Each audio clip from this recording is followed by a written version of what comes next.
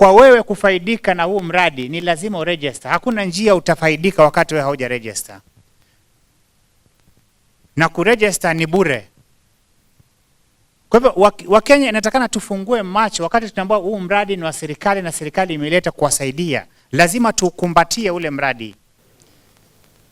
Na hii SHA, serikali kuu, nia kubwa ya serikali kuu kwa change from NHIF to SHA. Unakumbuka NHIF tulikuwa tunatoa sote the same amount.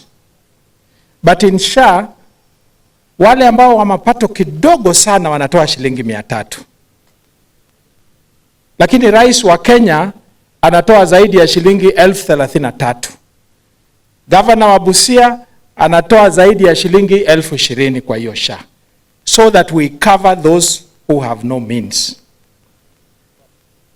Kwa hivyo wale wa mapato kubwa wanatoa zaidi na wale wa mapato ya chini kabisa wanatoa shilingi 300. This is a pro-poor scheme which the government wants to use to make sure that all the people of Kenya are covered.